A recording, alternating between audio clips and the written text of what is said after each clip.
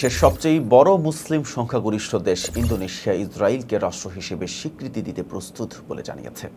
তবে দেশটির প্রেসিডেন্ট প্রভু সুবিয়ান্তো সাফ জানিয়েছেন, এর একমাত্র শর্ত ইসরায়েলকে ফিলিস্তিনকে স্বাধীন রাষ্ট্র হিসেবে স্বীকৃতি দিতে হবে। বুধবার ইসরায়েলি সংবাদ মাধ্যম টাইমস অব ইসরায়েলে প্রকাশিত এক প্রতিবেদনে এই তথ্য উঠে আসে। প্রতিবেদনে জানানো হয়, ইন্দোনেশিয়ায় সফররত ফরাসি প্রেসিডেন্ট ইমানুয়েল ম্যাক্রোর পাশে দাঁড়িয়ে প্রেসিডেন্ট প্রাবো বলেন, দ্বিরাষ্ট্রীয় সমাধান এবং ফিলিস্তিনের স্বাধীনতাই সত্যিকারের শান্তি প্রতিষ্ঠার একমাত্র উপায়। ইসরায়েল একটি সার্বভৌম দেশ এবং তার নিরাপত্তা নিশ্চিত করতে হবে। তিনি আরও বলেন, যদি ইসরায়েল ফিলিস্তিনকে স্বাধীন রাষ্ট্র হিসেবে স্বীকৃতি দেয় তবে ইন্দোনেশিয়াও ইসরায়েলকে স্বীকৃতি দেবে। বর্তমানে ইন্দোনেশিয়া ও ইসরায়েলের মধ্যে কোনো কূটনৈতিক সম্পর্ক নেই। তবে প্রেসিডেন্ট প্রাবোর এই অবস্থান দেশটির কূটনীতিতে এক নতুন মোড় হিসেবে বিবেচিত হচ্ছে। ইন্দোনেশিয়া বরাবরই ফিলিস্তিনের পক্ষে জোরালো অবস্থান নিয়ে এসেছে এবং এবার সরাসরি শর্ত দিয়ে ইসরায়েলকে কূটনৈতিক স্বীকৃতির প্রসঙ্গ তুলেছে।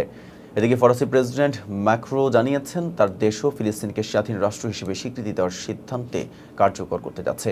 আগামী জুন মাসেই এই সিদ্ধান্ত বাস্তবায়নের সম্ভাবনা রয়েছে বলে জানিয়েছেন তিনি। একই সঙ্গে সৌদি আরবের সঙ্গে যৌথভাবে একটি আন্তর্জাতিক সম্মেলনের আয়োজনের কথাও জানান ম্যাক্রো। সম্প্রতি বিশ্বজুড়ে ফিলিস্তিনের রাষ্ট্রীয় স্বীকৃতির পক্ষে সমর্থন বাড়ছে। এর মধ্যে স্পেন, আয়ারল্যান্ড, নরওয়ে, সুইডেন, মাল্টা, ফ্রান্স সহ একাধিক ইউরোপীয় দেশ ইতিমধ্যেই ফিলিস্তিনকে রাষ্ট্র হিসেবে স্বীকৃতি দিয়েছে। 2014 সালে সুইডেন প্রথম ইউরোপীয় ইউনিয়নভুক্ত দেশ হিসেবে এই স্বীকৃতি দেয়। মাল্টার প্রধানমন্ত্রী রবার্ট আবেলা সম্প্রতি বলেন, গাজায় চলমান মানবিক ট্র্যাজেডির প্রেক্ষিতে এই স্বীকৃতি নৈতিক বাধ্যবাধকতা হয়ে দাঁড়িয়েছে। বিশ্ব রাজনীতির প্রেক্ষাপটে ইন্দোনেশিয়ার এই ঘোষণা আন্তর্জাতিক অঙ্গনে ফিলিস্তিনের প্রশ্নে চাপ আরও বাড়িয়ে তুলবে বলে মনে করছে বিশ্লেষকরা। মুসলিম বিশ্বের বৃহত্তর রাষ্ট্রের এই অবস্থান আন্তর্জাতিক কূটনীতিকে নতুন এক বাস্তবতার দিকে ঠেলে দিচ্ছে। রাকিবুল ইসলাম রইজের প্রতিবেদনে এতক্ষণ সাথে ছিলাম মেহেদি হাসান।